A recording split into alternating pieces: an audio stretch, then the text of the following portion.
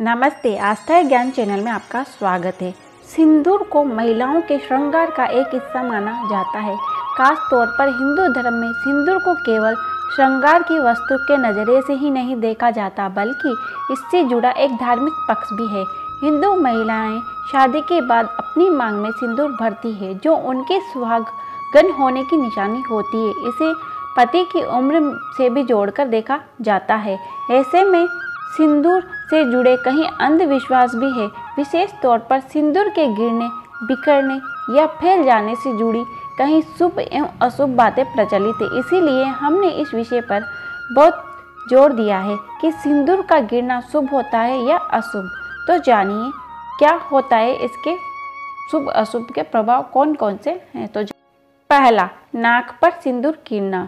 अगर मांग में सिंदूर भरते वक्त वह नाक पर या माथे पर फैल जाए तो यह शुभ होता है। इस स्थिति में आपको नाक या माथे पर गिरे हुए सिंदूर को पोंछना नहीं चाहिए। यदि आप सिंदूर को कपड़े या हाथ से पोंछती हैं तो इससे अशुभ माना जाता है। आपको बता दें कि नाक पर सिंदूर गिरना यानी आपको अपने साथी से खूब प्यार मिलने वाला है। दूसरा, यदि जमीन पर गिर जाए सिंदूर। कई बार ऐसा होता है जब सिंदूर लगाते वक्त वह जमीन पर गिर जाता है। ऐसे में मन में अजीब अजीब आशंकाएं आने लगती है।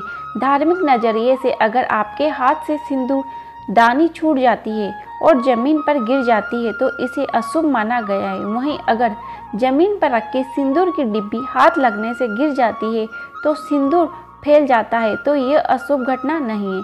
सिंदूर लगाते वक्त सिंदूर के कुछ अंश यदि जमीन पर गिर जाते हैं तो यह भी अशुभ फल नहीं देता है। तीसरा, पूजा के दौरान सिंदूर का गिरना।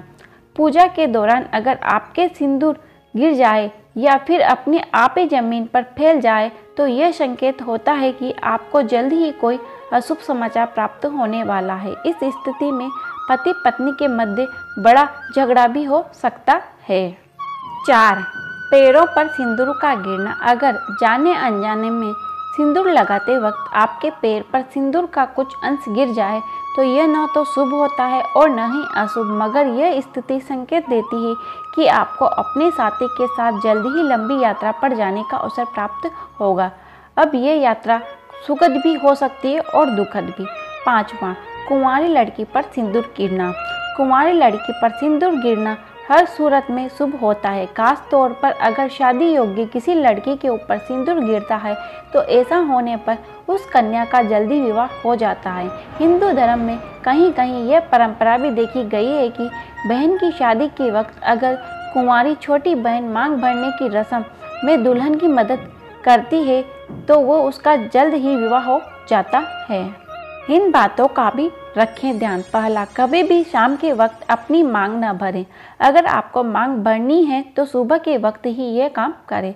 दूसरा, यदि सिंदूर जमीन पर गिर गया है तो उसे बरगद के पेड़ के पास रख दें। गिरा हुआ सिंदूर मांग में न भरें। तीसरा, सुहागन महिलाओं को माथे पर तिलक लगाने के साथ ही अपनी मांग भी भरनी चाहिए। चौथा, हमेशा अपने ही सिंदूर से अपनी मांग भरें और किसी से भी अपना सिंदूर शेयर न करें।